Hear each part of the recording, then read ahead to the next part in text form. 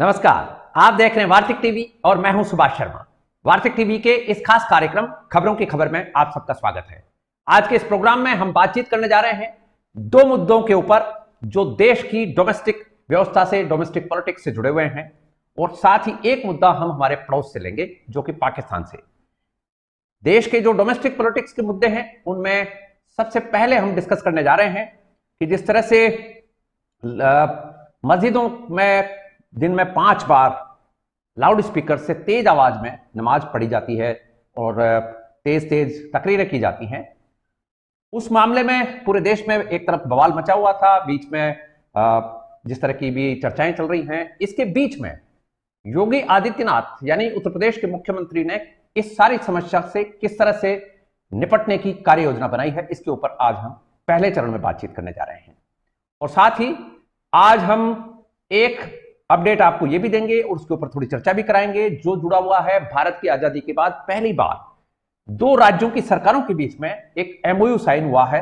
यह क्या एमओयू है और किस तरह का ये मसला है, इसके ऊपर आज हम बातचीत करने वाले हैं।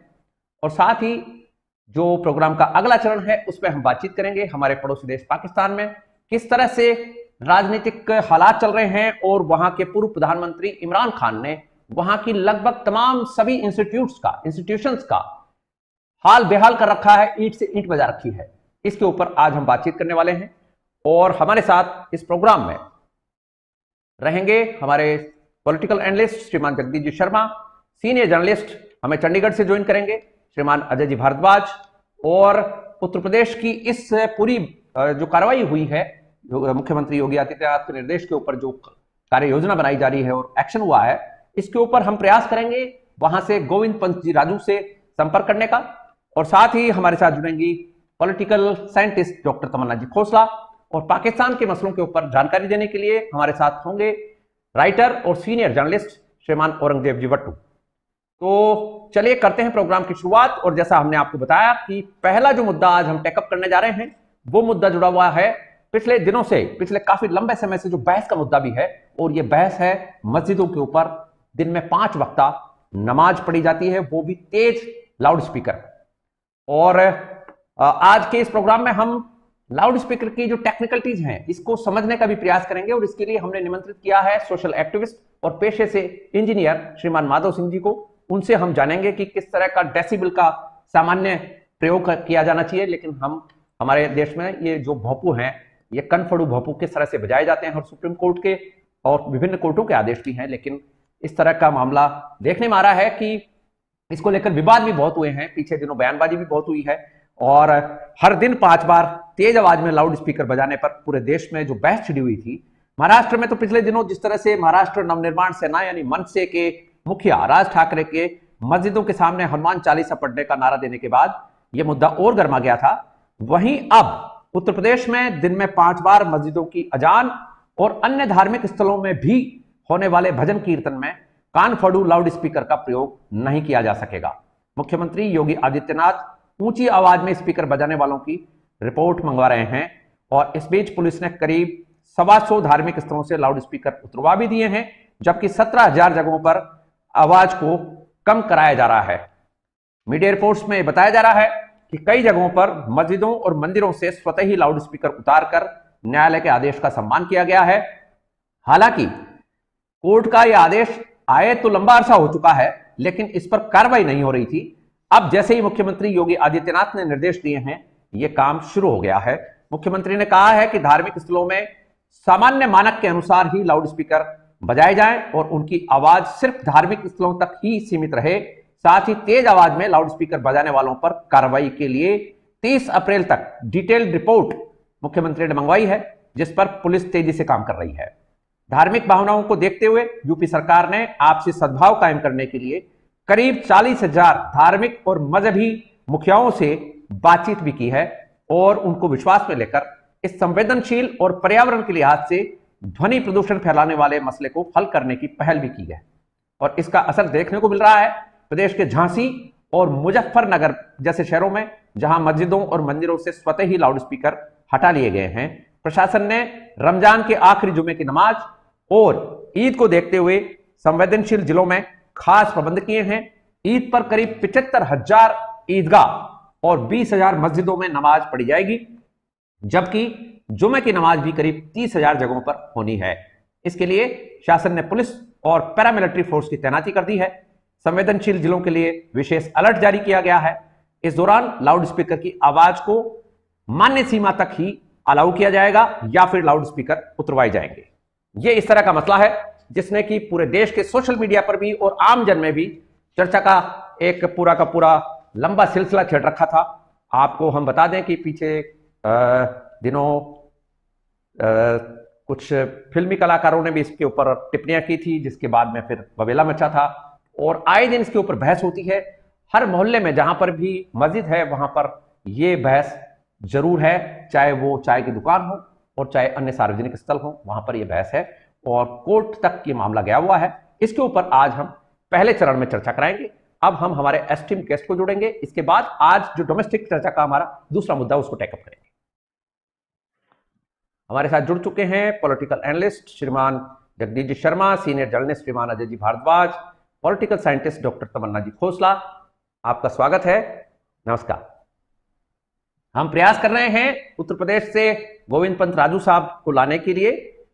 वो जुड़ते हैं तो उनसे हम जरूर वहां क्या ग्राउंड लेवल पर क्या कुछ चल रहा है इसके बारे में जानकारी लेंगे। लेकिन ये जो कुछ हुआ है इसकी जो हमने आपको भी हमारे व्यूअर्स को जो जानकारी दी है उसके अकॉर्डिंग हम ये जानना चाहेंगे जगदीश जी से कि जगदीश जी क्या लगता है आपको कि उत्तर प्रदेश में जिस तरह से योगी आदित्यनाथ अपने बोल्ड फैसलों के लिए विख्यात हैं और वो जो एक्शन करते हैं तो उसके ऊपर अमली जामा भी पहना देते हैं, क्या लगता है इससे जो मैसेज है वो पूरे बाकी स्टेट्स में भी जाएगा और पूरे देश में इस तरह का एक माहौल बनेगा जिससे कि ये जो ध्वनि प्रदूषण फैल रहा है, आए दिन बच्चों को भी परेशानी हो रही है, बीमार लोग रहते हैं घरों में, बहुत सारी परेशानियों से लोग जूझते हैं, क्या लगता है कुछ हो पाएगा ऐसा?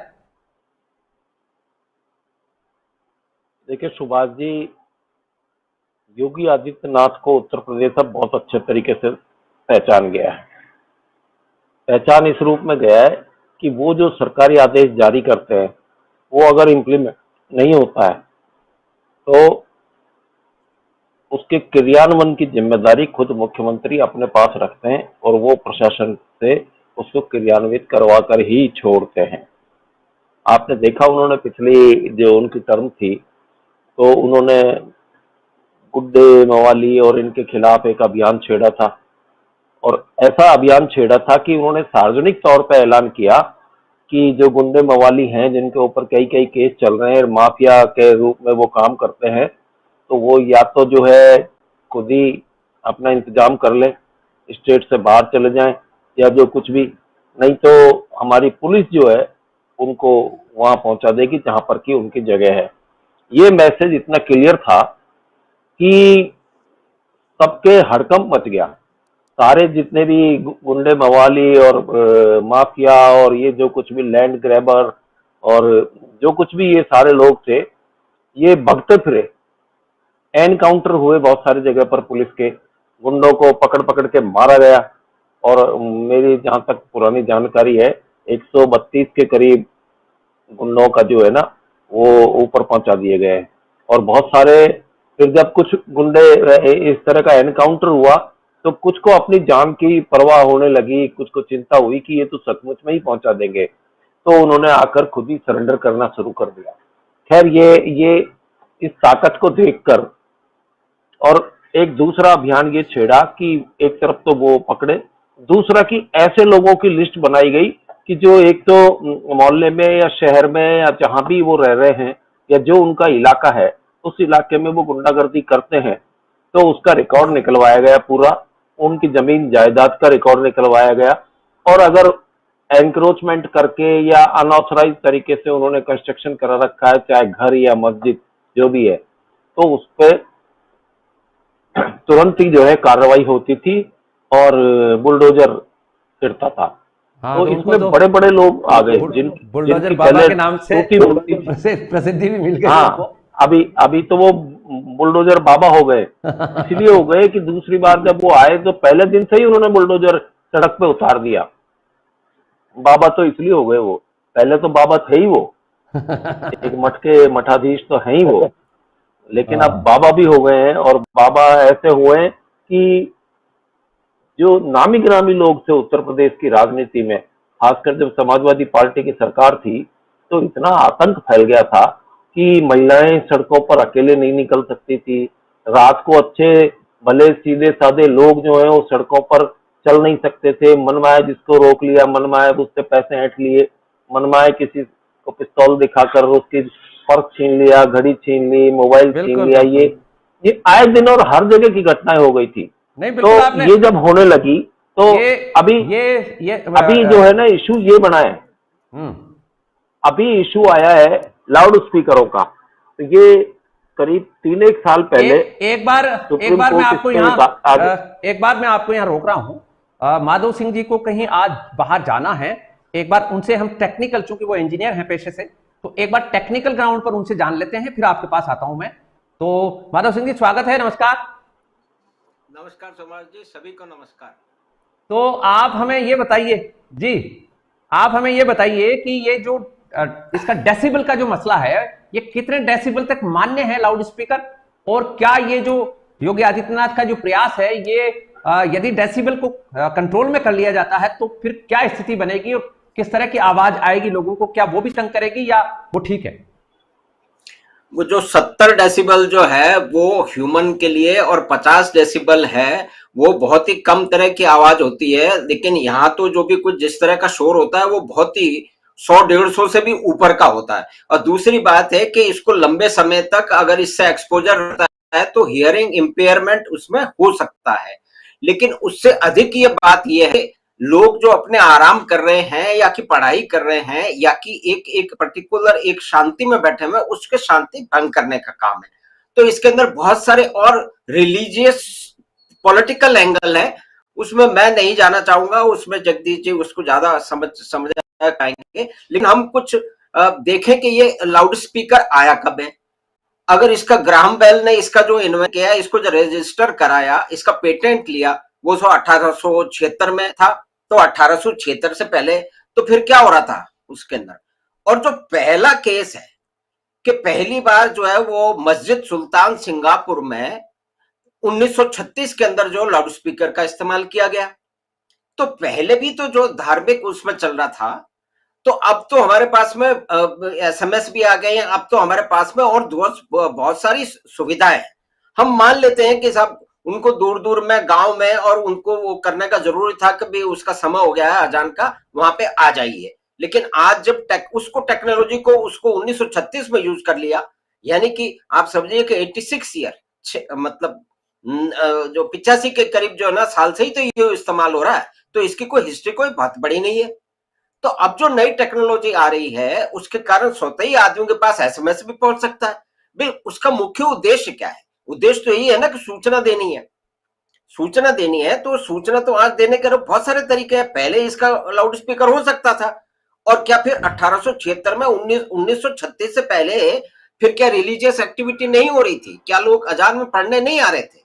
तो ये इसमें दूसरे एंगल है, दूसरा एक अकोमोडेशन का और एक पीसफुल उसका जो अड़ाअड़ी की बात है, जो कन्फ्रंटेशन की स्टेज है, उसके अधिकतर जिन लोगों ने स्टैंड लिए हुए हैं, जिनको परेशानी हो रही है, उनको तो हो रही है। तो ये जो नॉइज पोल्यूशन है दूसरे कारणों से ऑलरेडी बहुत अधिक है। तो इसमें अगर सामंजस्य रखता है। अब दूसरी बात है कि कोर्ट ने तो 2005 में कह दिया था कि नहीं होना चाहिए, लेकिन इंप्लीमेंट करने का जो सिस्टम है वो हिंदुस्तान में बहुत ही कमजोर रहा है। तो अब योगी आदित्यनाथ के आने के बाद में जाके जगदीश जी भाई साहब अभी बता रहे थे कि उन्होंने इस चीज पे सख्ती जो करने की शुरुआत कर दी है। और उनकी देखा थे कि दूसरी जगह जो एक सेट पैटर्न था कि भाई किसी को नाराज मत करो, तो भाई किसी को नाराज मत करो, तो ये तो एक दूसरी बात होगी। तो इसमें दूसरे एंगल है। हाँ, अगर वो डेट की बात है, पॉलिटिकल हाँ विल की जरूरत है असल में, उसकी जरूरत है। दूसरी बात है कि क्या 86 साल पहले क्या जाने नहीं हो रही थी? क्या लोग मस्जिदों में नहीं आ रहे थे? सॉरी। तो ये दूसरा एंगल है। तो ये एक अकोमोडेशन की बात है। 86 साल का ही तो इसका इतिहास है। नई टेक्नोलॉजी आ गई है तो उसका इस्तेमाल कर लिया जाए।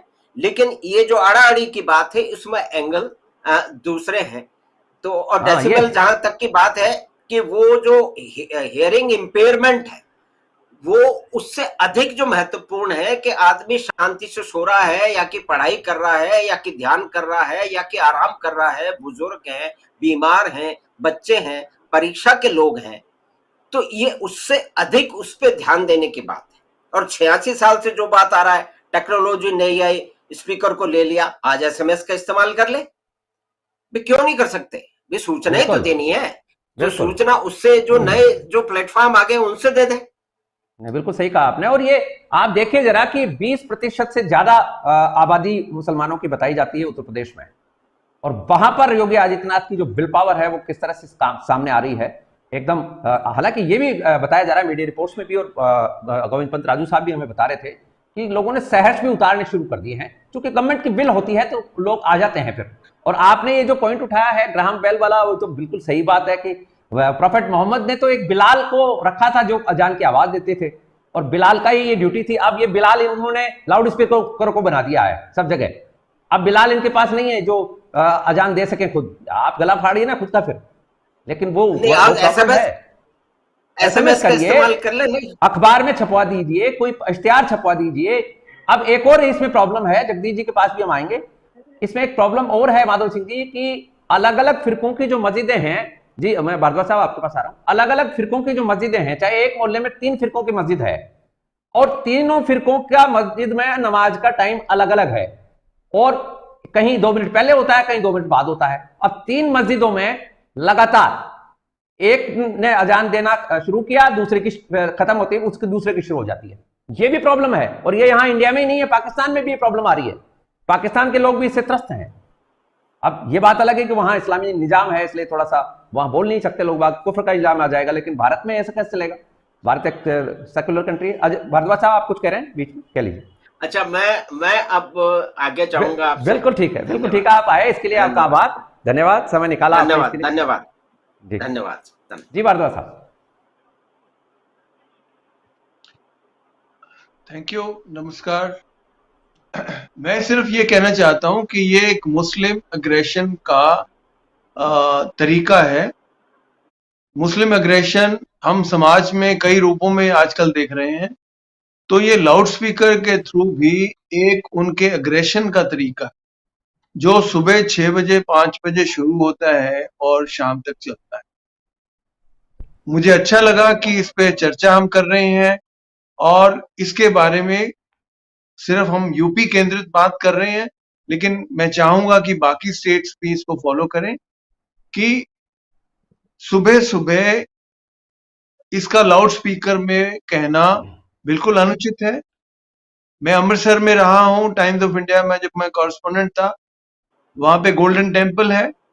गोल्डन टेम्पल में एक वाक दिया जाता है हर रोज। एक वाक वाक वो होता है जो पहला सेंटेंस होता है गुरु ग्रंथ साहब का। गुरु ग्रंथ साहब का जो पहला सेंटेंस होता है उसको सामने बोर्ड के ऊपर लिख दिया जाता है, जो अकाल तख्त के सामने एक बोर्ड। लेकिन कभी नहीं हुआ कि गोल्डन टेम्पल से इतनी लाउड तरीके से उस वाक की, वाक मतलब वाक्य है लेकिन पंजाबी में वाक कहते हैं, और वो गुरु का वाक है, गुरु की वाणी है, उसका इतना उद्बोधन किया जाए लाउड स्पीकर लगा के 18-18 या 20-20 की सारा अमृतसर डिस्टर्ब। तो ये गरिमा है हमारे संस्कृति की।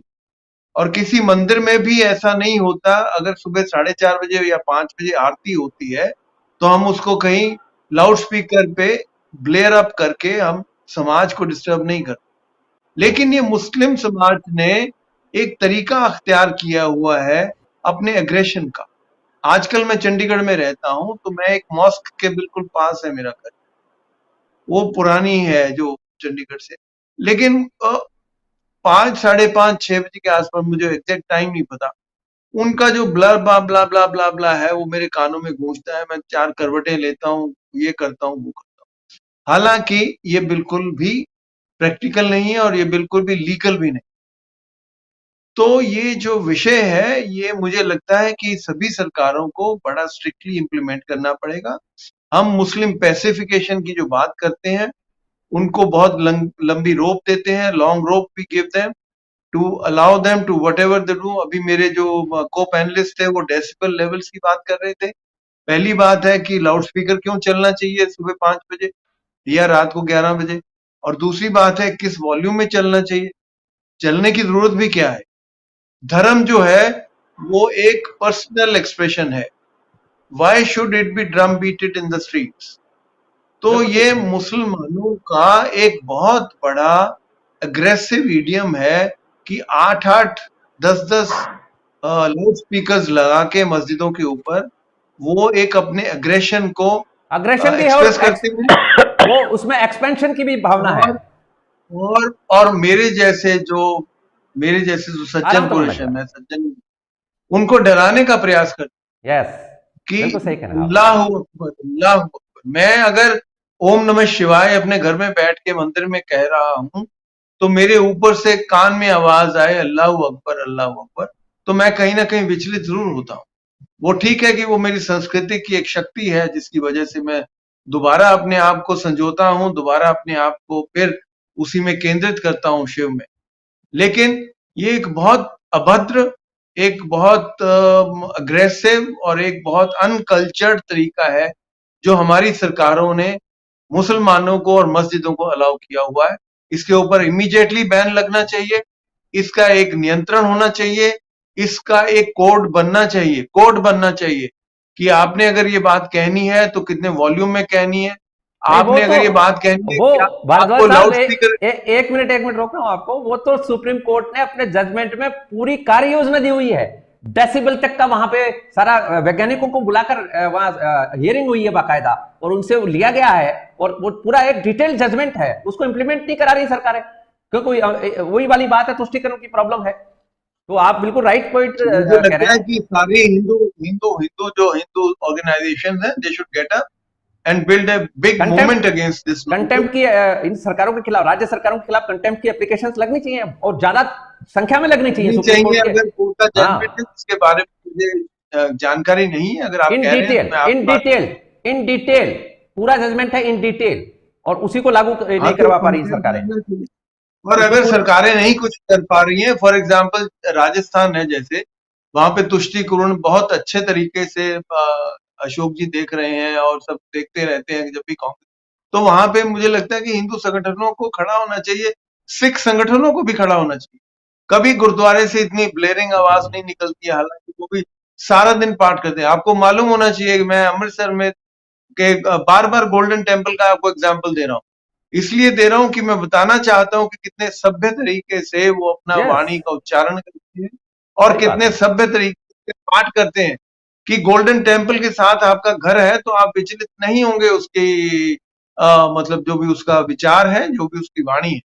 तो बिल्कुल अगर ठीक हम है। सब लोग, हमारे मंदिर भी बहुत बड़े बड़े मंदिर हैं हमारे पास, हमने कभी मंदिरों से हमने कोई इतना लाउड स्पीकर नहीं चलाया। नवरात्रों में जरूर वो हम कोशिश एक करते हैं कि थोड़ा आयोजन सा विशेष जब होता है तब जरूर कर लेते हैं, जैसे अखंड रामायण का पाठ हो रहा है या सुंदरकांड के पाठ हो रहे हैं, तब जरूर कर लेते हैं।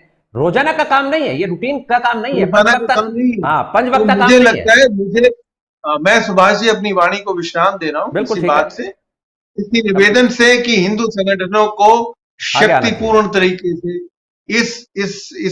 इसको इसको स्नब करना चाहिए, इसको स्टॉप करना चाहिए। और अगर हिंदू का नहीं चलता है वाक्य तो हमें सुप्रीम कोर्ट में डेफेमेशन भी करना चाहिए। बिल्कुल बिल्कुल ठीक है। तो आगे बढ़ते हैं, हम थैंक यू। तमन्ना जी के पास चलते हैं। हालांकि भारद्वाज साहब ने एक हमारे व्यूअर्स के लिए अच्छी जानकारी दी है। वाक्य जो संस्कृत का शब्द है उसको अपभ्रंश के तौर पर हम राजस्थानी में, हरियाणवी में, पंजाबी में वाक कहते हैं।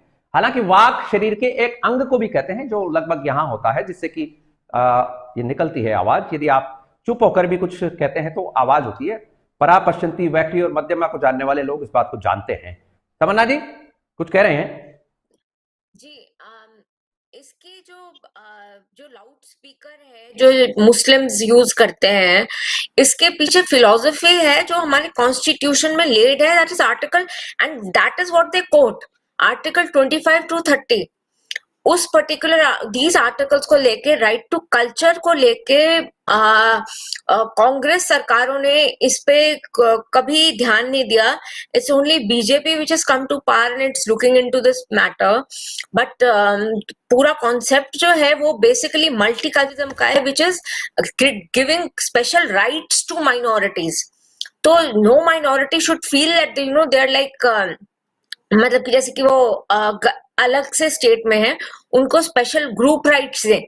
ये फिलॉसफी है पॉलिटिकल थियोरी में, कि आप स्पेशल राइट्स दें उनको, और उनको वो इसी बेसिस पे अपनी ये ले कर रहे हैं foundation of these kind of activities etc, that it's their special right. So I guess why Hindus don't do all this, many other minorities don't do it, but Muslims do it.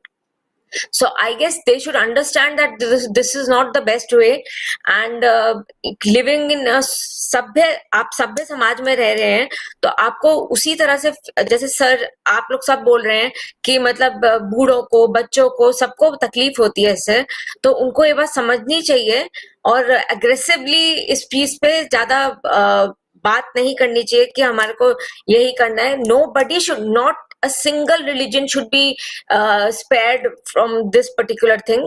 हर किसी को right होना चाहिए, but within their own temples, mosques and Sikh gurudwaras etc, but within their own parameters, not outside it. Right, नहीं ठीक कहा आपने, but philosophy कुछ और है असल में, डीप जो रूट्स हैं. क्या कह रहे हैं? तमन्ना जी से थोड़ा सा डिसएग्री कर रहा हूँ. जब वो एक कॉन्स्टिट्यूशन की कोई क्लॉज माइनॉरिटीज को लेके कोट कर रही हैं, माइनॉरिटीज में हमारे पास पारसीज भी हैं, हमारे पास बुद्धिस्ट भी हैं, हमारे पास जैन्स भी हैं. Nobody indulges in this kind of rowdyism in terms of loudspeakers. Yes. I know So that. let us not quote that particular clause of the नहीं, बट वो Constitution. आप सही कह रहे हैं. वो कॉन्स्टिट्यूशन जहां जहां पर भी है, जहां पर भी कॉन्स्टिट्यूशन का मसला है, जहां पर भी सेकुलरिज्म है, वहां उसका फायदा उठाना एक फिलोसफी का पार्ट है. वो एक लंबी लड़ाई का पार्ट है, एक लंबी लड़ाई है. कोई फिलोसफी ये नहीं कहती कि लाउड स्पीकर 8-8 लगा के आप सुबह 6 बजे काम शुरू. It is a public nuisance because we are supposedly a secular society जहाँ पे हम सब लोग इकट्ठे रहते हैं और सौहार्दता से रहते हैं. यस, होना भी यही. ये हमारा अब उत्तर प्रदेश की सरकार ने जिस तरह से निर्देश दिए हैं, उसमें मंदिरों के भी लाउड स्पीकर हटे हैं, तो ये तो बात सही है कि भाई आप, ये जो आपने सही पॉइंट आउट किया, राउडिज्म जो होता है ये गलत है. ये गुंडागर्दी किस बात की है भाई? आप देश में रहते हैं, देश के कानून कायदे को तो माने, सुप्रीम कोर्ट के जजमेंट को तो मानो कम से कम, और जो डेसिबल का फार्मूला है, उस डेसिबल के माइक लगाकर अपना काम करें. उसमें दादागिरी करने की क्या जरूरत है? आपने राइटली पॉइंट आउट किया. आप ठीक बोल रहे हैं, special rights, because Parsis have never asked for any special rights. वो नहीं, बट पहले ये तो डिफाइन होगा ना कि माइनॉरिटी कौन है. यूएन के मुताबिक 1% से कम की आबादी माइनॉरिटी हो सकती है. यहाँ 15% से ज्यादा की आबादी रह रही, तो माइनॉरिटी कैसे? वो तो सेकंड लार्जेस्ट मेजॉरिटी है. मैं तमन्ना जी से ये भी निवेदन करना चाहूंगा कि लाउड स्पीकर लगाना कोई स्पेशल राइट्स नहीं होते. नहीं हो सकता. आपके जो स्पेशल राइट्स हैं वो भी यही कह रही हैं. वो भारद्वाज साहब कहीं कोई कम्युनिकेशन गैप हो रहा है, वो भी वही कहना चाह रही है कि उस प्रोविजंस का लाभ उठाया जा रहा है. वो लाउड स्पीकर, आपके जो स्पेशल राइट्स हैं वो हेल्थ में होंगे, आपके स्पेशल राइट्स एजुकेशन में होंगे, आपके स्पेशल राइट सोशल लाइफ में होंगे, आपके स्पेशल राइट. सर वो लोग कल्चरल राइट्स की बात करते हैं, तो उसको वो कल्चर में डिफाइन कर रहे हैं. It depends on the minority how they define culture. नहीं, बट रिलीजियस वो भी बात आ जाएगी ना. सुप्रीम कोर्ट ने वो भी सुना है पूरा. हम आपको जानकारी दे देते हैं हमारे व्यूअर्स को. आपको नहीं, लाउड स्पीकर का स्पेसिफिक मैटर है, उसमें वहां रिलीजन भी डिस्कस हुआ है सुप्रीम कोर्ट में, और ये पूछा गया है कि भाई आपकी जो टेनेट्स हैं, रिलीजन के टेनेट्स हैं, उसमें लाउड स्पीकर कहां मौजूद था. वो नहीं था, इसीलिए तो रोक लगी है. उनको रिलीजियस, उनकी फ्रीडम है, पूरी फ्रीडम है, और सुप्रीम कोर्ट हमेशा ध्यान रखता है. अभी आपने देखा जहांगीरपुरी वाले मामले में सुप्रीम कोर्ट इमीडिएटली आ गया, जबकि ये मसला केवल ट्रायल कोर्ट का था, लेकिन सुप्रीम कोर्ट ने इंटरवीन किया है. यही देश की खूबसूरती है. लेकिन इसका फायदा लेने के चक्कर में जो एक्सपेंशनिस्ट जो पावर्स हैं, उनको इस तरह से यूज नहीं करना चाहिए कि बाकी देश के जो लोग दूसरे हैं वो भड़क जाएं या उनके मन में एक भावना आ जाए. वो भी एक सद्भाव चाहते हैं और एक एमिटी का माहौल बनाना चाहिए. भारद्वाज साहब से एक बट सर ये पहले क्यों नहीं हुआ? पहली गवर्नमेंट्स में क्यों नहीं हुआ? इस गवर्नमेंट में क्यों हो रहा है? अपीजमेंट. Simple answer. ये विल पावर नहीं है सरकारों में जो इम्प्लीमेंट करा सके. तमन्ना जी 1947 में इंडिया आजाद क्यों नहीं हुआ, 1937 में क्यों नहीं हो गया, 1927 में क्यों हो गया? Let us not get into it please. तो शर्मा साहब हमारे साथ जुड़ चुके हैं पाकिस्तान से औरंगजेब जी वट्टू साहब। स्वागत है वट्टू साहब, नमस्कार। बहुत शुक्रिया सर, बहुत शुक्रिया। तो अब हम एक और हमारा एक मुद्दा थोड़ा सा बाकी रह गया है, उसकी तरफ चलते हैं। और ये मुद्दा हमारे डोमेस्टिक पॉलिटिक्स का है, जिसको कि हम समझना चाह रहे हैं अजय जी भारद्वाज साहब के साथ में। पंजाब सरकार ने आज दिल्ली की प्रदेश की सरकार के साथ एक एमओयू किया है और ये बताया जा रहा है कि ये एमओयू जो है वो एजुकेशन, खासतौर पर एजुकेशन का दिल्ली मॉडल जो है उसके लिए दोनों स्टेट मिलकर काम करने के लिए साथ आए हैं और 18 क्षेत्रों में साझा तौर पर काम करने का दोनों स्टेट्स ने ये एमओयू साइन किया है। पंजाब के मुख्यमंत्री जो मान साहब हैं उन्होंने, और दिल्ली के मुख्यमंत्री अरविंद केजरीवाल साहब ने इसको साइन किया है। और ये माना जा रहा है कि भगवंत मान जो पंजाब के मुख्यमंत्री हैं उनका यह कहना है कि दोनों प्रदेशों की सरकारें मिलकर काम करेंगी। ये बात अलग है कि दोनों ही प्रदेशों में आम आदमी पार्टी की सरकार है और यह भी बताया जा रहा है कि देश में यह पहला मामला होगा जब इंटर स्टेट एमओयू दो सरकारों के बीच में किया गया है। क्या कहेंगे भारद्वाज साहब, ये क्या इंगित करता है, क्या डायरेक्शन में जा रही है राजनीति, और आम आदमी पार्टी क्या कहना चाह रही है? भारत के जो फेडरल जो स्ट्रक्चर है इसमें किस तरह का मामला सामने आ रहा है? ये सुभाष जी, ये बहुत अहम मुद्दा है और ये पहली बार हुआ है स्वतंत्रता के बाद कि कोई दो स्टेट्स जो हैं which are ruled by the same party and they signed an MOU. MOU जब भी हम साइन करते हैं, MOU की एक अपनी सैंक्टिटी है, वो होता है कि आप मेरे को यहाँ मदद करेंगे और मैं आपको यहाँ करूंगा। जब भी दो कंट्रीज MOU साइन करते हैं या वट एवर मैन, दो स्टेट्स इंडिया में ये पहली बार हो रहा है। तो पहली बात तो मेरे से सिर्फ 2 या 3 पॉइंट्स हैं, इसमें ज्यादा नहीं मैं इसमें कहना चाहूंगा। एक पॉइंट है कि this is a very crude and vulgar way of आप to show that Delhi and Punjab are going hand in glove with each other, number 1।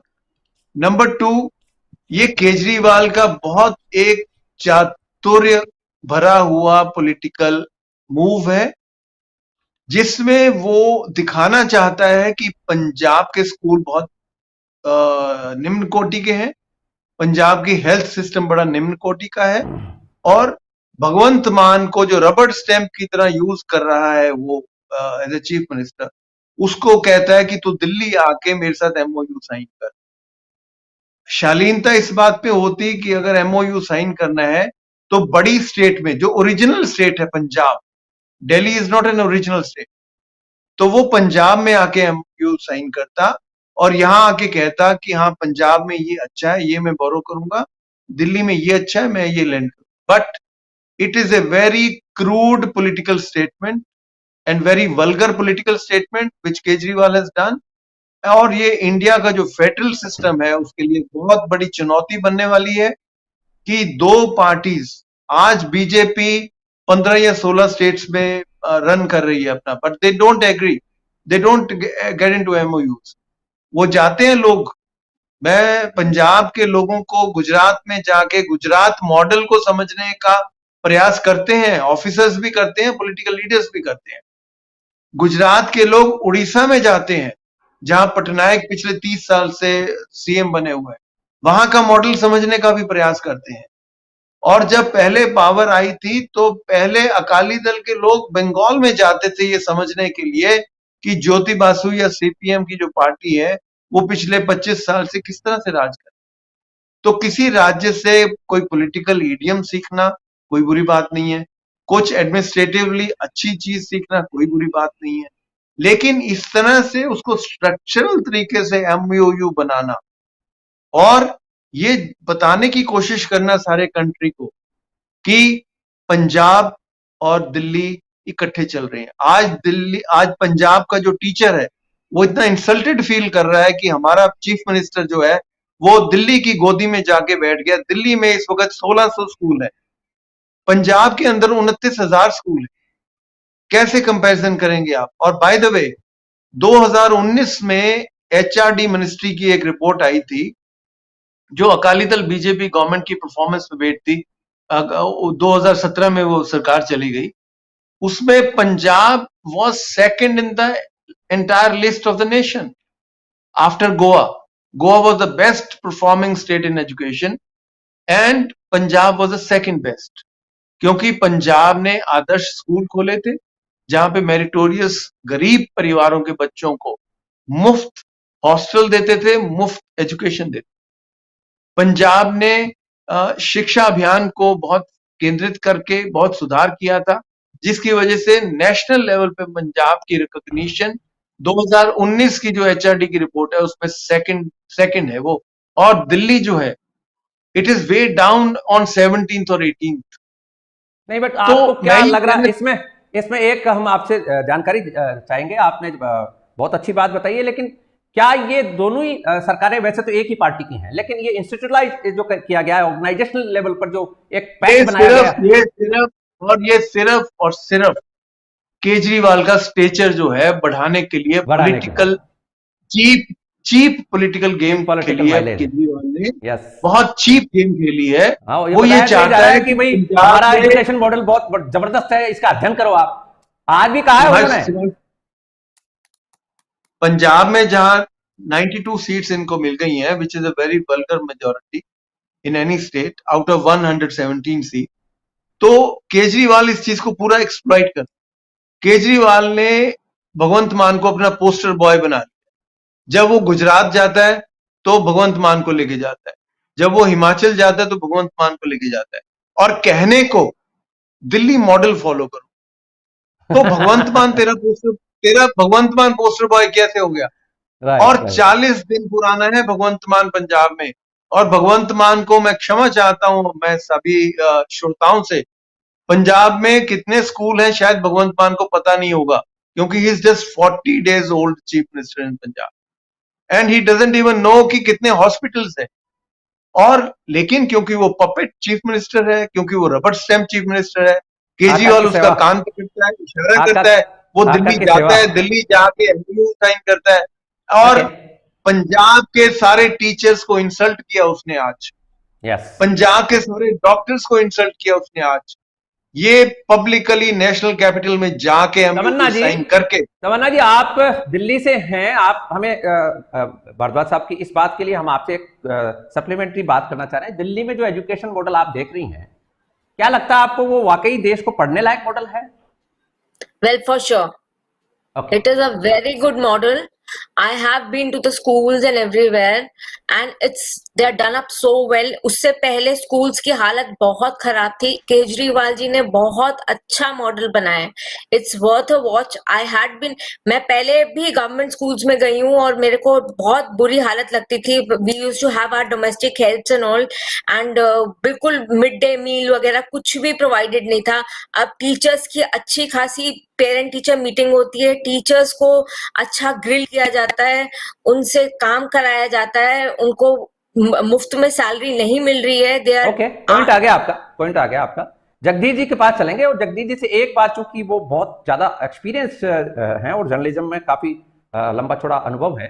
Jagdish ji, क्या लगता है आपको, दो स्टेट्स की सरकार के बीच में जिस तरह का ये एमओयू साइन किया है दो मुख्यमंत्रियों ने, ये क्या हमारा जो फेडरल स्ट्रक्चर है इसमें जैसा हाँ, मैं आऊंगा भारद्वाज साहब. ओके, आप बोल लीजिए. पहले तमन्ना जी से पूछना चाहता हूं, अगर आपके यहाँ पे स्कूल अच्छे से चलने लग गए हैं, इसका मतलब ये नहीं है कि इसका मतलब ये नहीं कि दिल्ली का मॉडल बन गया. पंजाब में स्कूल ऑलरेडी अच्छे चल रहे हैं. वो पंजाब का लिसन तमन्ना जी, आप पहले ही आपके स्कूल व्यवस्थित नहीं थे और वो व्यवस्थित हो गए हैं. इसका मतलब ये नहीं है कि भारत में कोई व्यवस्थित नहीं. वो ठीक है, वो बात आ गई ना, बात क्या आ गई कि दिल्ली का मॉडल अच्छा है, लेकिन डिफरेंट क्वेश्चन. दिल्ली का मॉडल नहीं कहा जा सकता. ओके, नहीं, सिर्फ ये कह सकते हैं कि आपकी बात कॉन्ट्राडिक्ट नहीं हो रही है. आपकी बात कॉन्ट्राडिक्ट नहीं हो रही है. इसका कारण यह है कि पंजाब की व्यवस्था ऑलरेडी इतनी सुदृढ़ रही है कि उसको किसी को फॉलो करने की जरूरत नहीं है. हाँ, दिल्ली में व्यवस्था बिगड़ी हुई थी, उसको केजरीवाल साहब ने सुधार दिया है. That was the point, and point is clear. So Jagdish ji के पास चलते हैं. जगदीश जी, जो बात कर ये भारद्वाज साहब भी इशारा कर रहे हैं कि फेडरल स्ट्रक्चर में दो स्टेट गवर्नमेंट का जो एमओयू है पहली बार देखने को मिला है, क्या इंडिकेशन है, क्या लगता है आपको? फिर हम औरंगजेब जी भट्टू के पास चले. सुभाष जी, मैं ये बताना चाहता हूँ कि ये जो दो स्टेट में एमओयू इस तरीके से होता है, किसी एक फंक्शनल फील्ड में मिलकर काम करने का वो है, वो पहले भी होता रहा है। एग्रीमेंट इस तरीके के पहले भी हुए हैं। राजस्थान, मध्य प्रदेश और गुजरात ने एक दफे पानी को लेकर एग्रीमेंट किया। इसी तरीके से राजस्थान, हरियाणा, पंजाब और हिमाचल, इनके बीच में पानी को लेकर और नहर बनाने के प्रोजेक्ट को लेकर सारे एमओयू हो चुके हैं, जिसमें कि पर्टिकुलर किसी एक फील्ड में, जैसे कि ये हरियाणा से निकलने वाली जो जवाहर कैनाल है जिससे कि यह पानी आता है, या हमारे जो गंग नहर है, उस गंग नहर को जोड़ने वाला जो बाकी का स्ट्रक्चर है पीछे हर के बैराज से लेकर और हरियाणा के बॉर्डर तक, ये सारा का सारा एग्रीमेंट के तहत एक दूसरी स्टेट्स ने अपना अपना शेयर ऑफ जो अमाउंट है वो शेयर किया, और उसके आधार पर ये नहरें बनी। उसके बाद पानी की नहीं, वो शेयरिंग बिल्कुल ठीक बात है। आपने तो वो जो बिजली के ये जो काम करने का बिजली एक, घर, हाँ, बिजली घर जो बनाए जाते हैं उसमें भी जिन स्टेट्स में पानी की प्रॉब्लम है वो दूसरी स्टेट में एमओयू करके जाते हैं। ये भी देखने में आता है, बिजली घर भी बने हैं इस तरह के हमारे। बिजली हाँ, के जो प्रोजेक्ट प्रोजेक्ट्स बने हिमाचल हैं। में यस और यस, बिल्कुल इधर बिल्कुल। लगे हैं, हाँ, वो लगे भी हैं। एमओयू के वो तहत एमओयू ही को थ्रू बहुत स्टेट सारे चले, इंटरस्टेट क्योंकि वो एमओयूज कैचमेंट हैं। एरिया किस कौन से इसमें मैं इंटर थोड़ा सा स्टेट ऐड करना एमओयू चाहूंगा बनते हैं। जगदीश जी, थोड़ा सा ऐड करना चाहूंगा। ये जो रिवर वाटर्स हैं, दे आर जी बताइए। Always interstate matters. River water, जिसका जगदीश जी ने बहुत सुंदर एग्जांपल दिया, river water is always an interstate matter. और इसमें अगर स्टेट्स तो आपस में कुछ कर नहीं पाएंगी, सेंटर के कहने पे ही सारा कुछ होता है। स्टेट इंडिविजुअली हम एक काम करते हैं भारद्वाज साहब, एक काम करते हैं, इस एमओयू की डिटेल्स आ जाएंगी आज रात तक। आज तो साइन हुआ है, और जो साइन हुआ जो लेटर है वो तो हमने हमारे दर्शकों को दिखाया ही है, उसमें बहुत डिटेलिंग नहीं है। और हम कल तक इस बात का पता लगा पाएंगे कि ये क्या एमओयू है, और इसमें कोई ऐसी बात तो नहीं है जो फेडरल स्ट्रक्चर को कहीं कोई इस तरह का जो कि अंदेशा हो रहा है आपको, उसके ऊपर हम कल भी बात कर सकते हैं इन डिटेल। तो चूंकि ये मैटर ऐसा है जो इन डिटेल डिस्कशन चाहता है, अब चूंकि समय की एक मर्यादा है, और हमारे साथ जुड़े हुए हैं पाकिस्तान से औरंगजेब जी वट्टू साहब, हम आपसे जो जानकारी चाह रहे हैं वो खास तौर पर दो चीजों के ऊपर हम पहले आपसे जानना चाहेंगे कि एक तो इमरान खान पिछले दिनों से जिस तरह से सरकार गई है तो वो बहुत ज्यादा अग्रेसिव हैं, आक्रामक हैं, और पहले अमेरिका को लेकर और अमेरिका के साथ उन्होंने विदेश नीति जो आपकी फॉरेन पॉलिसी है उसको लपेटा, फिर आर्मी को भी उसी में लपेटा, अब इलेक्शन कमीशन को लपेटने का जो चल रहा है मसला, इसमें इमरान खान लगातार वहां के जो आपके इदारे हैं, जो इंस्टीट्यूशंस हैं, उनके ऊपर अटैक पर अटैक करते जा रहे हैं। ये क्या कारण लगता है आपको? किस तरफ जा रहा है ये डायरेक्शन उनका? क्या कोई अनार्की की तरफ ले जाना चाहते हैं सिस्टम को? जी बहुत शुक्रिया मुझे मौका देने के लिए। उम्मीद है मेरी आवाज आ रही होगी आपको। बिल्कुल आ रही है, क्लियर। जी, जब से इमरान खान की हुकूमत का खात्मा हुआ है उसी दौरान ही ये सारे तनाज़ात जो हैं वो पैदा होना शुरू हो गए थे।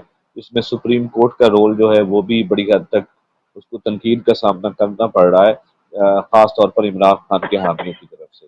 इसी तरह इलेक्शन कमीशन का जो हेड है उसको भी क्रिटिसाइज किया इमरान खान ने, और पिछले दिनों उन्होंने अपनी प्रेस कॉन्फ्रेंस में ये भी कहा कि इलेक्शन कमीशन का जो हेड है उसे चाहिए कि वो मुस्लिम लीग नून में शामिल हो जाए, क्योंकि उसके सारे फैसले जो होते हैं वो पीटीआई के खिलाफ होते हैं। बहरहाल इमरान खान को इस हवाले से एक रिलीफ तो मिल गया है कि इस्लामाबाद हाई कोर्ट ने एक जो केस चल रहा था उनकी पार्टी के खिलाफ फॉरेन फंडिंग के हवाले से, उस हवाले से एक दरख्वास्त जो है वो दायर की गई थी कि इसका फैसला जो 1 महीने में कहा गया है, 30 दिन का जो मसला था वो उसको टाल दिया उन्होंने। हाँ, बट उसमें रिलीफ नहीं जी है। जी वो तो एसीबी तो अपना काम करेगी। जी जी जी जी जी जी लेकिन उसमें जो रिमार्क्स दिए हमारे जस्टिस अतर मिनल्ला ने, तो वो जो रिमार्क्स हैं वो बड़ी हद तक पीटीआई के फेवर में जा रहे थे। बहरहाल सुप्रीम कोर्ट के हवाले से भी तहरीक इंसाफ के हामी ये समझते हैं कि सुप्रीम कोर्ट ने जुडिशियल एक्टिविज्म का मुजाहरा किया, जिस तरह के 2008 में इफ्तिखार चौधरी ने पीपल्स पार्टी के गवर्नमेंट के खिलाफ सो मोटो एक्शन लेने का एक सिलसिला शुरू किया था, और जब वो रिटायर हुए अपनी सुप्रीम कोर्ट से तो उन्होंने उसके बाद एक अपनी सियासी जमात भी बना ली थी, और उनके बेटे जो थे वो एक मुतनाज़िया मंसूबे के हेड भी बन गए थे। तो इस तरह से पीटीआई के लोग समझते हैं कि शायद उनके साथ कुछ ज्यादती की जा रही है।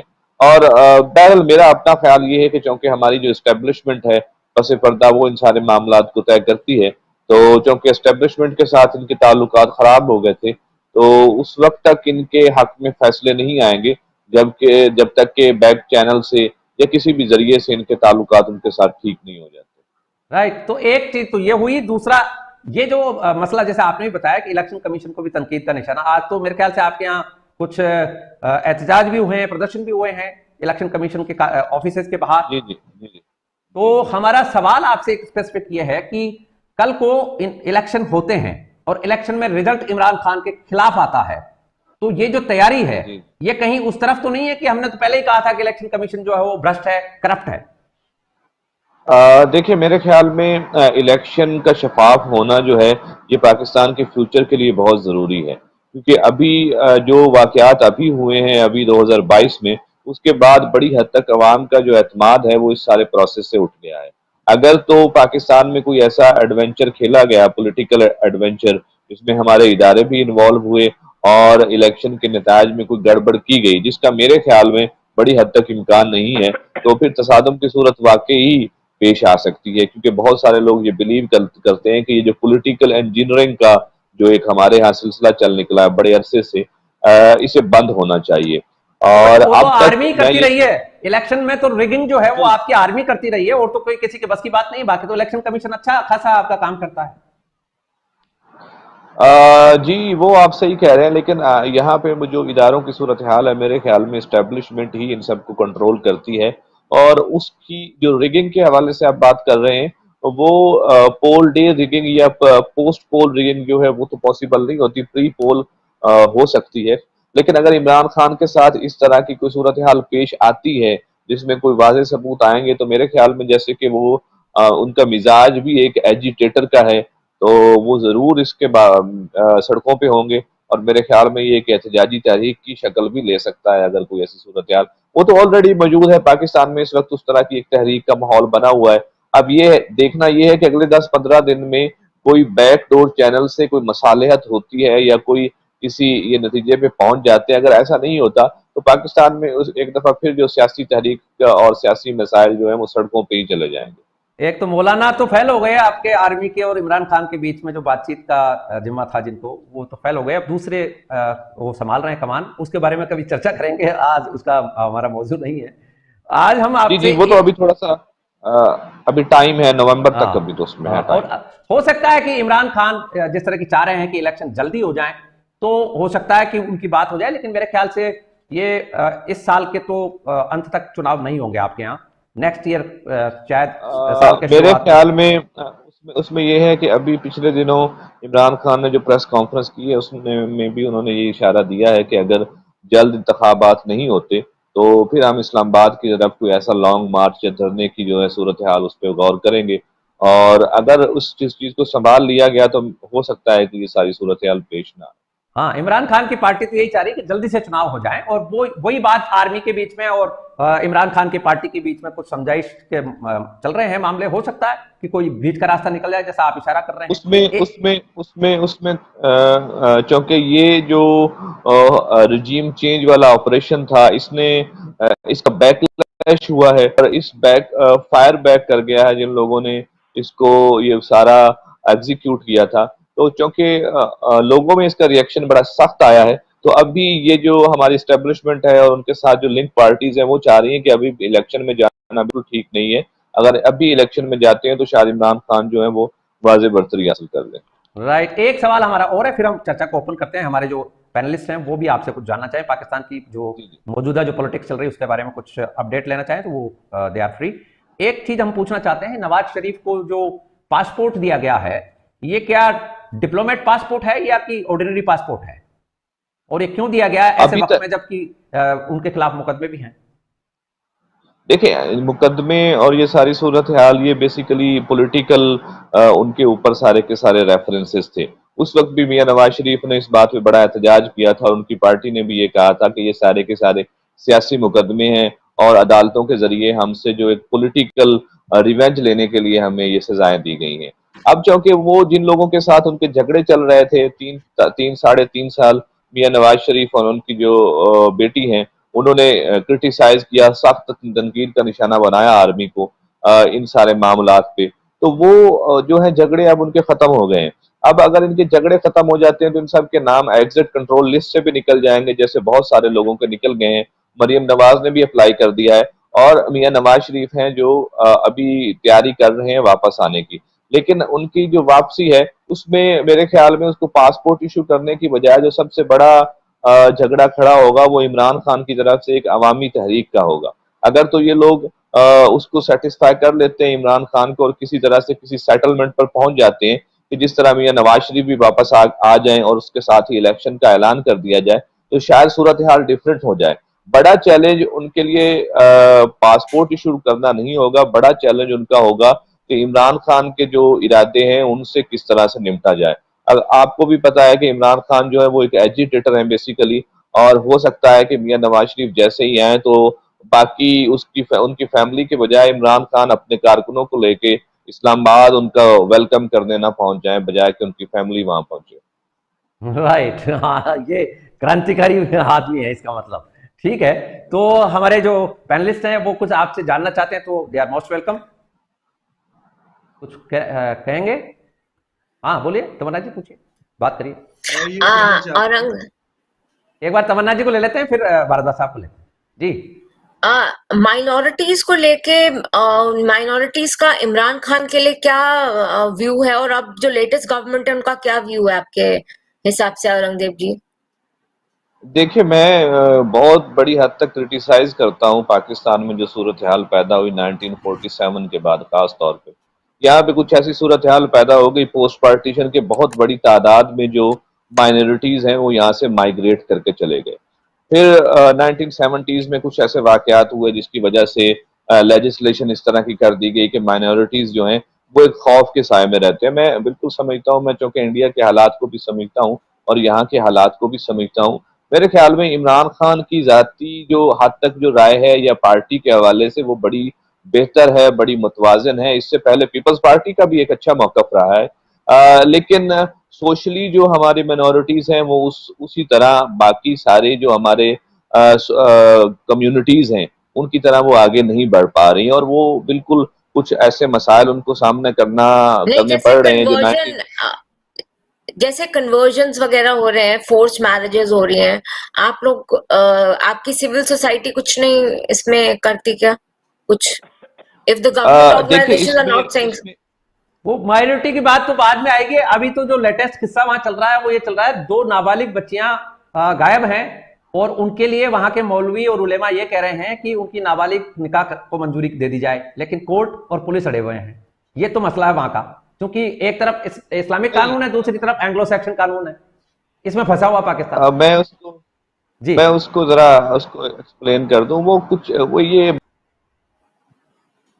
माइनर से इशू जो कराची वाले अभी इशू हुए हैं, वहां से कोई लड़की है वो चली गई, असल में उनका तो कोई पबजी का कोई उनके दरमियान अफेयर चल रहा था कोई, तो वो बच्ची वहां से चली गई। मेरे ख्याल में ये कोई इतनी सिग्निफिकेंट चीजें नहीं है, और ना इनका कोई हमारी सोसाइटी के हवाले से कोई इनका कोई इंपॉर्टेंट ये फैक्टर हो सकता है। जो आपने कन्वर्जन की बात की, ये सिंध के हवाले से कुछ ऐसी चीजें सुनने में आई थी।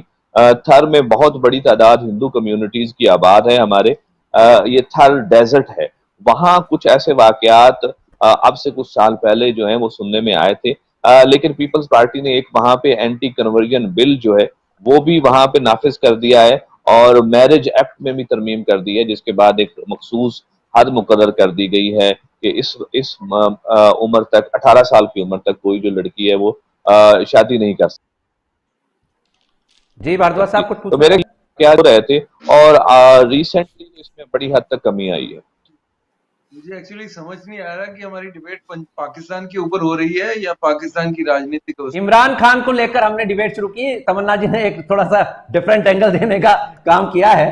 हम जानना ही चाह रहे थे, औरंगजेब साहब से जानना ही चाह रहे थे असल में, मैं इमरान खान का ही जानना चाहती थी। ओके नो प्रॉब्लम, हो गया, पॉइंट आ गया आपका। और देखिए, मैं बहुत अच्छे से क्लैरिफाई भी किया इमरान खान को लेकर हमारा ये जो अभी उनका नैरेटिव चल रहा है और जिस तरह से वो धरना प्रदर्शन कर रहे हैं, बयानबाजी चल रही है, क्या कंट्री जो है पाकिस्तान वो अनार्की की तरफ ले जाना चाहते हैं? दैट वाज द बेसिक प्रश्न जी।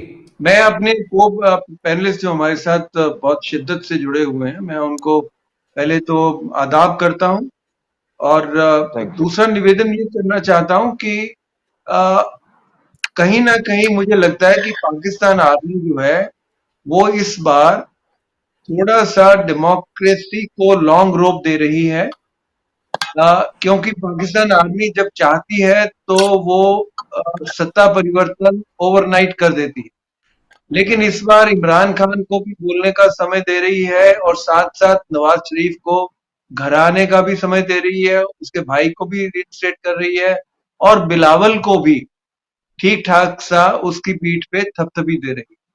तो मुझे पाकिस्तान आर्मी का एक जो नया रुख नजर आ रहा है, जो मैं आपसे निवेदन कर रहा हूं अपने को पैनलिस्ट से, कि ये बहुत एक आश्चर्यजनक है और एक नया तरीका जो मैं देख रहा हूं, क्योंकि पाकिस्तान आर्मी अगर जब चाहती है तो फटाफट जो करना है वो कर देती है, लेकिन इस बार इमरान खान को इतना लंबा समय दे रहे हैं प्रोटेस्ट करने का, जैसे सुभाष जी ने कहा कि वो सारे इंस्टीट्यूशंस को पैरालाइज कर सकते हैं क्या?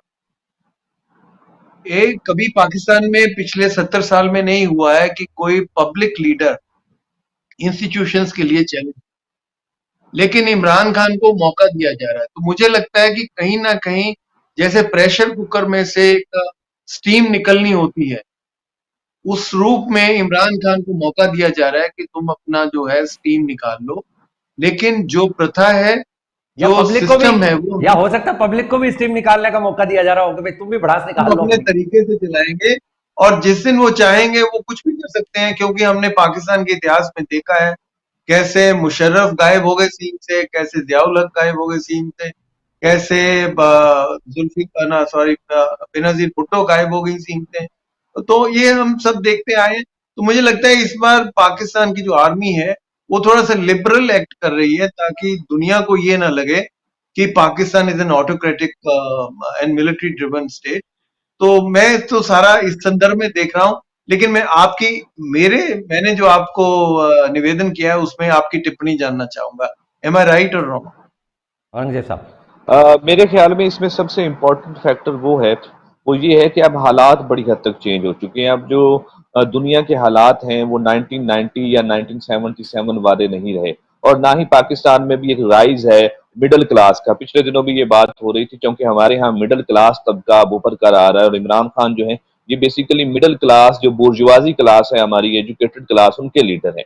तो जिस तरह का की रेजिस्टेंस या जिस तरह की क्रिटिसिज्म इस वक्त पाकिस्तान में मिलिट्री एस्टेब्लिशमेंट पे हो रही है, इससे पहले ये पॉसिबल नहीं थी। मिलिट्री एस्टेब्लिशमेंट ने अपना एक जो मकाम है दोबारा से बन गया था। ये बना कैसे था? जब परवेज मुशर्रफ का जो रूल है 10 साल का वो खत्म हुआ, तो उस वक्त पाकिस्तान की मिलिट्री अपनी सबसे कमजोर पोजीशन पे थी। उस वक्त हालात इतने खराब हो चुके थे कि शायद बाजार में एक फौजी का चलना भी बड़ा मुश्किल हो चुका था। लेकिन उसके बाद जनरल अशफाक परवेज कियानी और राहील शरीफ, जब टेररिज्म यहाँ रहा तो बहुत सारे जो मिलिट्री ने सेक्रीफाइसेस किए और ये टेररिज्म खत्म हुआ, तो दोबारा लोगों का एतमाद बहाल हो चुका। बिल्कुल ठीक है। आर्मी को लेकर अभी भी अभी पाकिस्तान में नहीं रहा लोगों में। लो, इससे पहले लोगों में एक शदीद किस्म का खौफ पाया जाता था। ये जो मिडिल क्लास यूथ है उसमें इस तरह का खौफ नहीं पाया जा रहा। और आप ये देखें कि हमारे जो डीजी आईएसपीआर हैं, उनका जो ट्विटर हैंडल है उसपे उन्होंने अभी कमेंट्स बंद किए हुए हैं कि लोग उस पर कमेंट ना कर सके। तो लोग यहाँ पे, अगर आपने वहां पे पोस्टर देखे हो तो बहुत सारे लोगों ने पोस्टर उठाए हुए थे कि आप कितने वीगो लेके आएंगे, यहाँ के लिए तो आपको बहुत सारे जहाज लाने पड़ेंगे लोगों को भर भर के ले जाने के लिए। तो ये सूरत हाल बहुत हद तक चेंज हो चुकी है। ये आप सोच भी नहीं सकते थे कि 1999 में या इससे पहले 2008 में ऐसी सूरत हाल पेश आती। ये एक डेमोक्रेसी का राइज है। मैं ये वैसे पिछले ये दिनों गुड भी साइन है, ये वैसे बहुत ही गुड साइन माना जा रहा है। और यदि ऐसा हुआ, मैं जी इसमें एक बात निवेदन करना चाहूंगा कि हम सब जानते हैं कि पिछले 8-10 साल में सोशल मीडिया का बड़ा पावरफुल रोल रहा है, और सारी राजनीति जो है, चाहे वो अमेरिका की है चाहे इंडिया की है, वो सोशल मीडिया के थ्रू काफी डिसाइड होती है और उससे इन्फ्लुएंस होती है।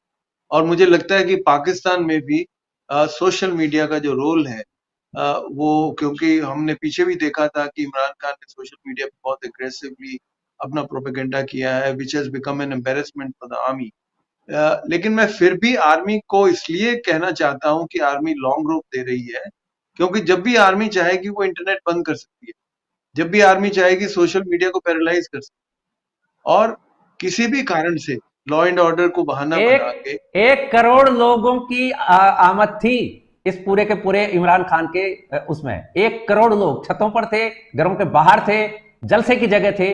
किस किस को बंद करेंगे? ये औरंगजेब साहब का जो पॉइंट आ रहा है वो पाकिस्तान में इस वक्त ये नया नरेशन आ रहा है, वो ठीक है, आपकी बात से कोई मैं ये इनकार नहीं समझ कर रहा हूँ, सकता।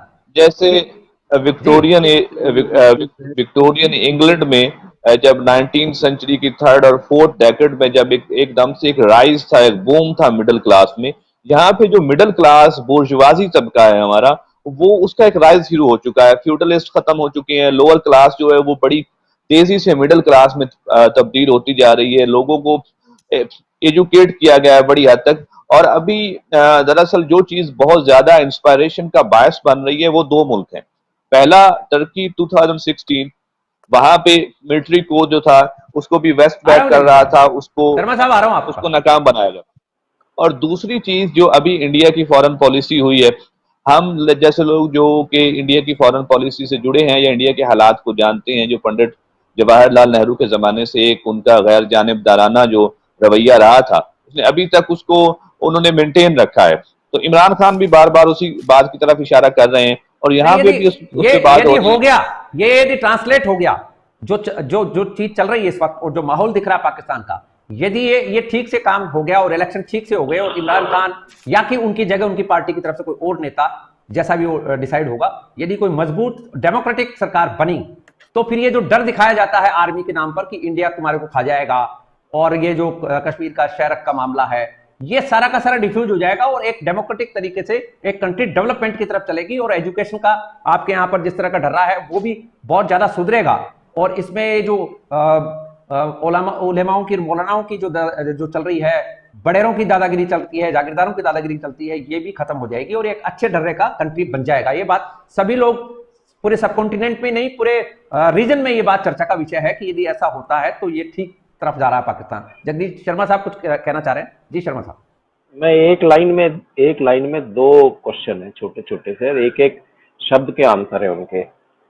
मेरी आवाज गड़बड़ है इसीलिए हम क्योंकि मैं आपको थोड़ा कम ला रहे हैं आज, आपको इसीलिए कम ला रहे हैं क्योंकि आपकी आवाज की प्रॉब्लम है वो हमें पता है, इसीलिए आज आपको पहला तो आराम ये करना। कि ये जो आर्मी आर्मी की जो हायरार्की है, आर्मी की जो लीडरशिप है, खासकर मैं कॉमन आर्मी की बात नहीं कर रहा, जो लीडरशिप है उसका कहीं ये तो नहीं कि वो नई लीडर जो सिविल लीडरशिप है या पॉलिटिकल लीडरशिप है उसके साथ अपनी ट्यूनिंग बिठाने के लिए इस तरीके की वो चल रही है। दूसरी बात ये कि मियां नवाज शरीफ के पाकिस्तान आने का इम्पैक्ट इन सारी चीजों पर क्या पड़ने वाला है, क्योंकि नवाज शरीफ न केवल अपने घर लौट रहे हैं, ये बड़ी बात नहीं है, उनके भाई प्राइम मिनिस्टर बने हैं और उनको कोई अनुभव नहीं है अभी पीएम ऑफिस चलाने का। नवाज शरीफ यहाँ बैठकर जो आप पहले भी कर रहे थे कि भाई उनका इस्तकबाल करने पहुंच जाए कहीं वो, इमरान तो खान। ये सारी इमरान खान पहुंच जाए, तो ये सारी पॉलिटिक्स जो है इसको आप देख रहे हैं कि नहीं? जी, मैं ये समझता हूँ कि नवाज शरीफ अगर अपोजिशन लीडर की हैसियत से और एक जिला वतन रहनुमा की हैसियत से पाकिस्तान वापस उतरते तो शायद इनका एक डिफरेंट स्टेटस होता। उन्होंने रेजिस्टेंस के जरिए एक पाकिस्तान में अपनी सियासत में एक बड़ा मकाम बनाया था।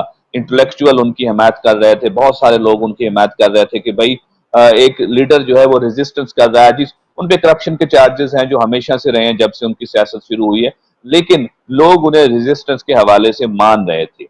लेकिन अब सूरत हाल यकदम बदल गई। जैसे ही उन्होंने हुकूमत ली है तो लोगों का रवैया उनके खिलाफ हो गया बड़ी हद तक, क्योंकि 3 या 3.5 साल तक आप जिनको नाम ले लेके पुकारते रहे, उनको बुरा भला कहते रहे, अब उनके सामने ही आप लेट गए हैं। ये इसने तकरीबन सारी सूरत हाल को मुकम्मल तौर पे बदल के रख दिया है।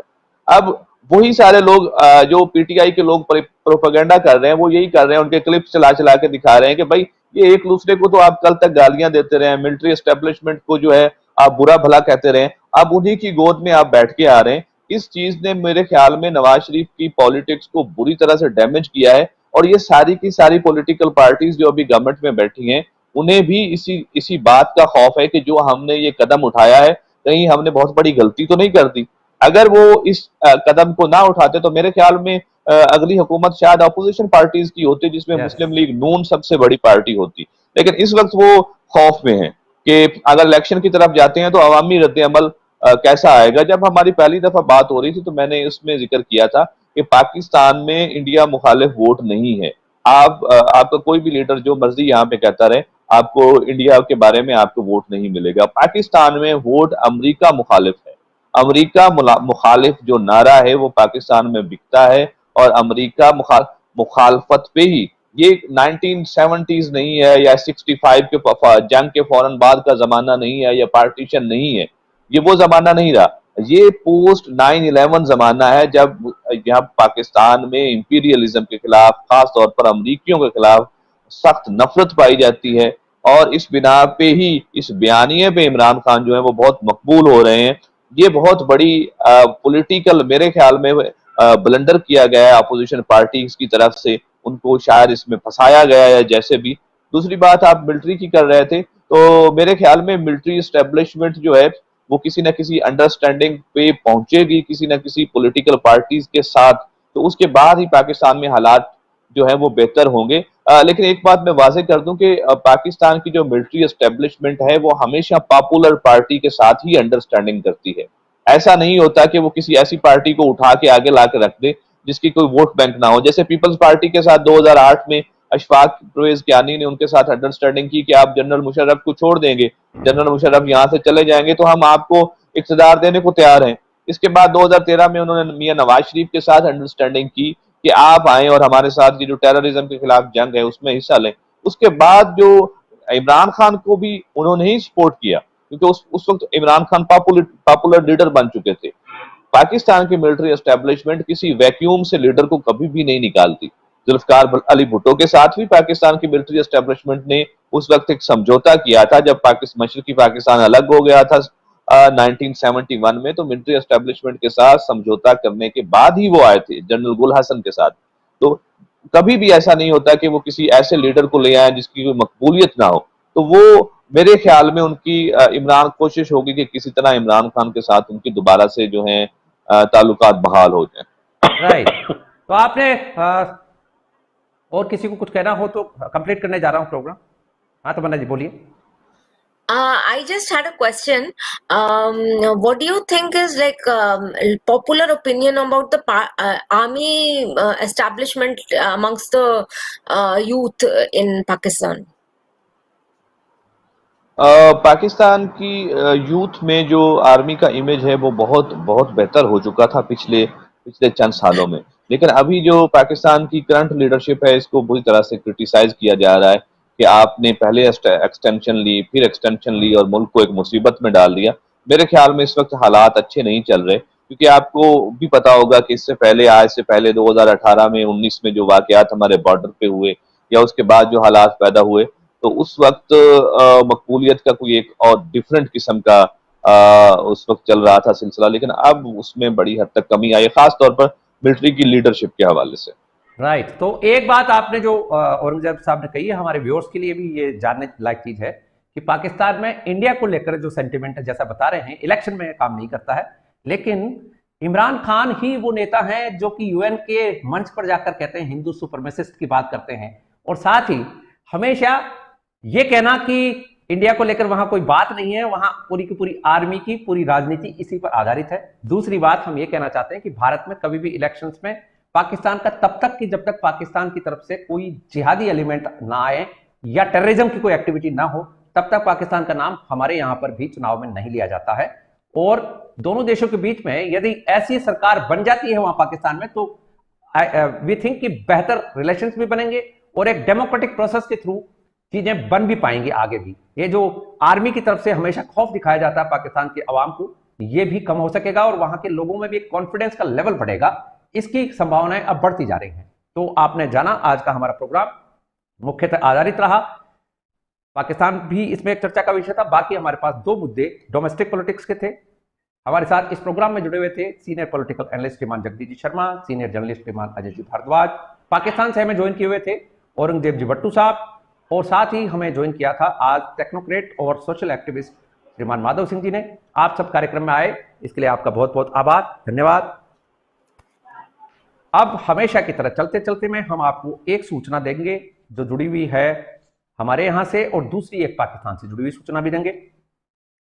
हमारे यहां पर पिछले 2 सप्ताह से कांग्रेस की कार्यप्रणाली को लेकर जो चर्चाएं थी, जिसमें खास तौर पर प्रशांत किशोर जो कि चुनावी अरस्तु के तौर पर पार्टी की कमान एक तरह से संभालने वाले थे, या कि चुनावी जो रथ था उसकी कमान संभालने वाले थे, अब उन चर्चाओं के ऊपर विराम लग गया है।